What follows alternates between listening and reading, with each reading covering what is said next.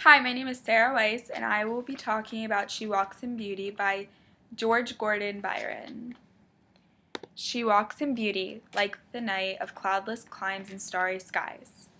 And all that's best of dark and bright meet in her aspect and her eyes, thus mellowed to that tender light which heaven to gaudy day denies. One shade the more, one ray the less, had half impaired the nameless grace, which waves in every raven tress, or softly lightens o'er her face, where thoughts serenely sweet express, how pure, how dear, their dwelling place. And on that cheek, and o'er that brow, so soft, so calm, yet eloquent, the smiles that win, the tints that glow, but tell of days in goodness spent. A mind at peace with all below, a heart whose love is innocent. So that was written by George Gordon Byron. And this, a little about George Gordon Byron is that he was born on January 22nd in 1788. His father abandoned him when he was young, on top of having a schizophrenic mother and a nurse that would abuse him. He attended both the Harrow School of London and Trinity College, where he fell into a lot of debt. The period of which the poem was written and how that has relevance to the poem is that, Gordon was born into the transition between the neoclassical and romantic period in 1788. She Walks in Beauty was written in 1815, which was the early romantic period. This period was based on the belief that literature should be language of by and for the common man. So on to the meaning of the poem and the analysis. First, I'm going to start off by talking about the meter of the poem. The poem is three stanzas of 6 lines with an A-B, A-B, A-B rhyme scheme, a iambic tetrameter. I personally liked this poem the best because it talks about a woman's beauty and how it's natural, and this theme in particular talked about light and dark, and specifically night and day. So specific examples that I was able to pick out was in line 1. There was a simile comparing a woman's beauty, and he says it is like the night. And in line 2, there was enjambments, which are sentences that spill over to the next lines. That includes an alliteration of cloudless climes. I also saw in line 6 there was personification talking about heaven and how it denies when in reality heaven cannot deny. The speaker doesn't express that he is in love with this woman, but he does go into depth on how beautiful she is. He talks about her raven tress, which is her black hair. Back in this time, a typical beauty was said to have blonde hair and pale skin. So for him to choose to write about a brunette beauty that has light skin showed that he was really sticking to keep that light and dark theme with the light pale skin and the dark hair.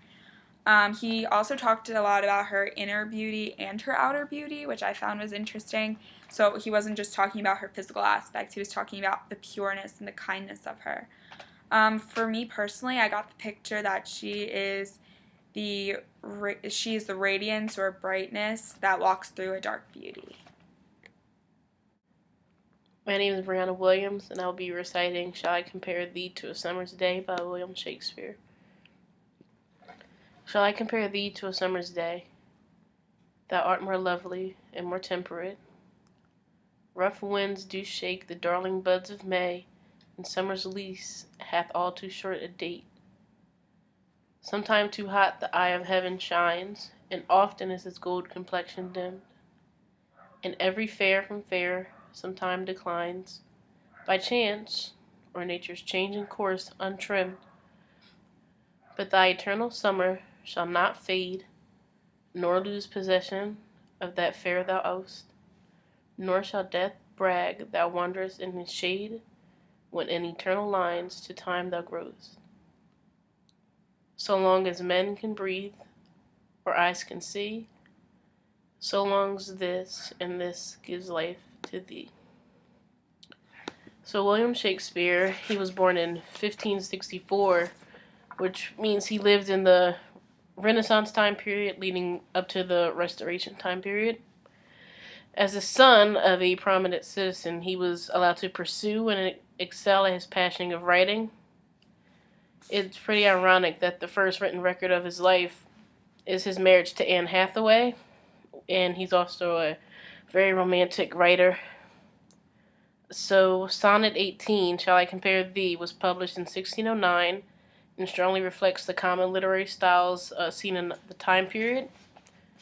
So, it's a lyric poem, meaning that the phrasing. Alright, so Sonnet 18 is a lyric poem, so it's very musical, and it's from the perspective of a suitor with a singular purpose. And as the title implies, it's a sonnet, which means it contains three quatrains where the idea or topic is developed, and it ends in a couplet, which concludes the poem and it really brings it home. As I was recently pretty much forced to write a sonnet, I gained a lot of respect for it, as each word is really important in the purpose it serves to inflect the entire poem. As with, say, free verse or other forms of poetry, the syllables and the phrasing isn't as important. Poetry written in the Renaissance time period also tends to have a very religious tone. Shakespeare's tone is subtly religious when he makes references such as "Sometime too hot, the eye of heaven shines," instead of saying the sun, which is also a very creative metaphor. The flaws of summer do not apply to the person or the subject of the poem, as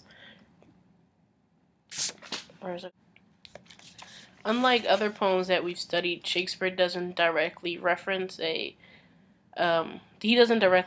person. He uses pronouns thee and this and thou. So the internal beauty or soul of this person will always remain the same, and this poem will live on long after the subject of the poem. So that also has a kind of a religious tone to it, meaning that although the person may die, their soul will continue to live forever, just as his poem does.